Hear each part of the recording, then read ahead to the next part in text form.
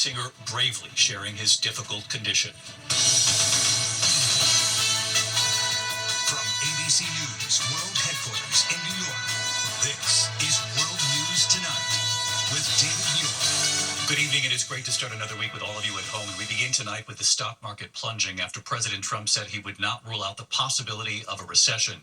The uncertainty rattling investors, rattling Americans from Wall Street to Main Street, already on edge over the president's on-again, off-again tariffs with Mexico, Canada, and China, with other countries on his tariff list beginning April 2nd.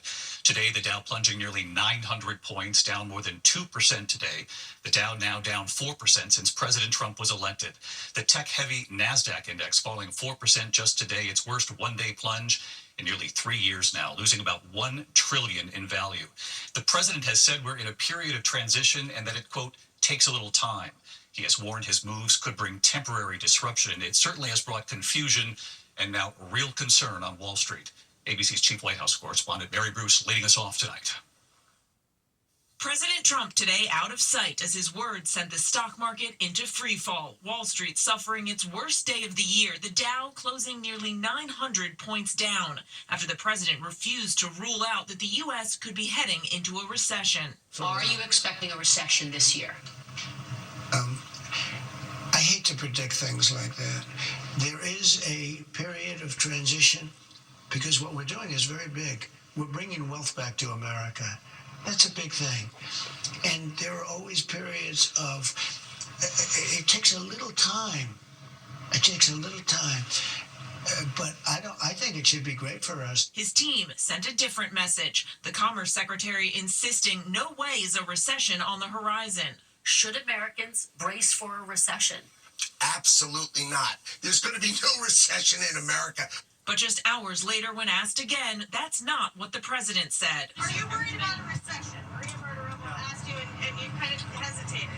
I'll tell you what, of course you hesitate. Who knows? It comes as the president has launched a trade war with our closest trading partners, Mexico and Canada, imposing stiff tariffs and threatening more to come.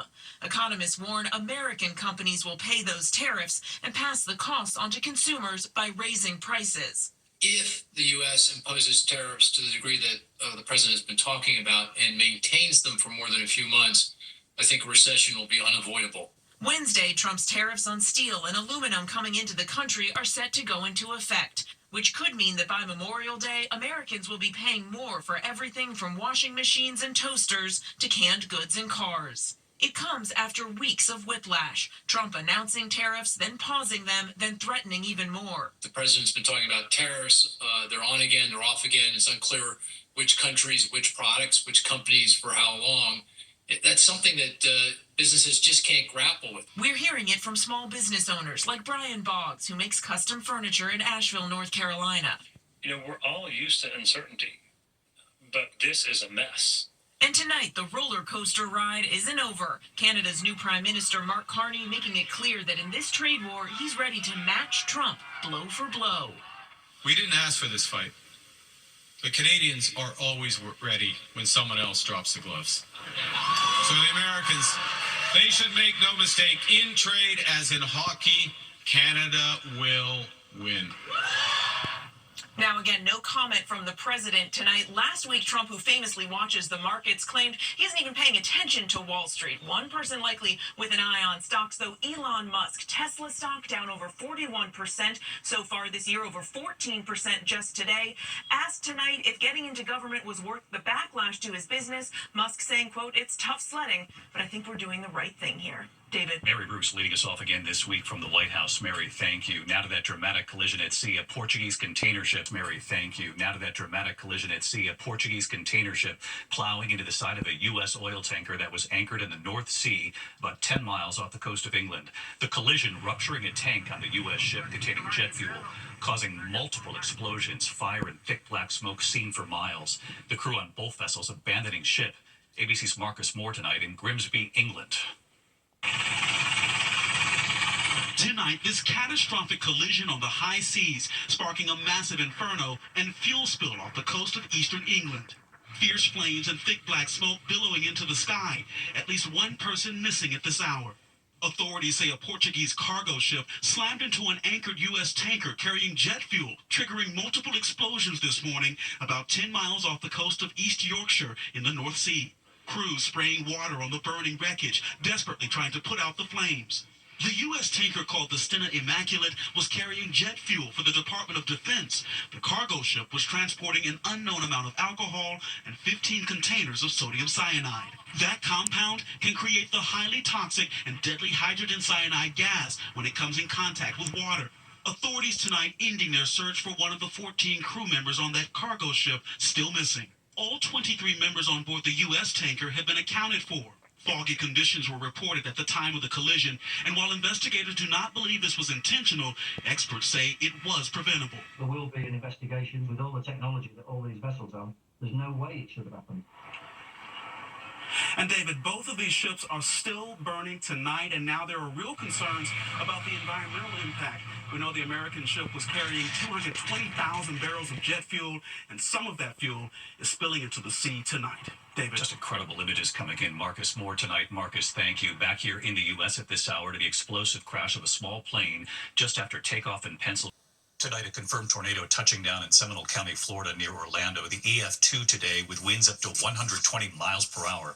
Multiple homes damaged or destroyed in Sanford, Florida. The tornado on the ground for about 2 miles. No injuries reported.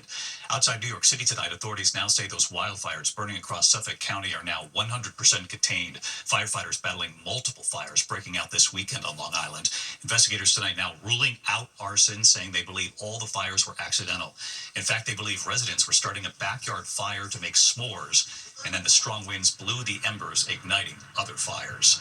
When we come back here, country music star Luke Combs revealing he's been living with a rare form of OCD, what's called purely obsessional obsessive compulsive disorder.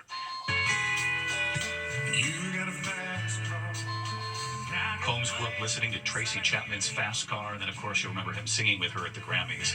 Combs says he has struggled with the condition since he was 12 years old. It causes stress and disturbing thoughts. He reveals he experienced his worst flare-up while on tour in Australia in January and described how OCD affects him. And now there are 3.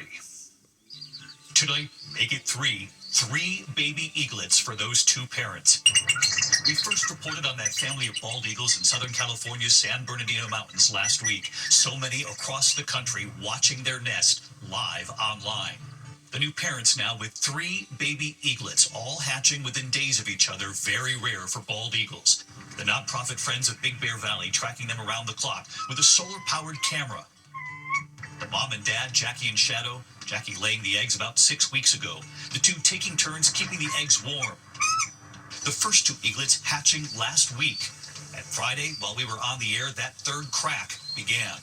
And now we can report over the weekend the 3rd eaglet hatched. Early Saturday morning at sunrise, the 3rd baby was born.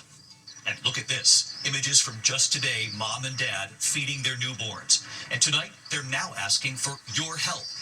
That nonprofit will soon start accepting names from across the country. Your ideas for the eaglets. They'll give those names to the 3rd graders at the local Big Bear Elementary School who will choose from that pool of names. In the meantime tonight, those baby eagles eating with all eyes on that nest. It's a beautiful thing. I'll see you right back here tomorrow night. Good night.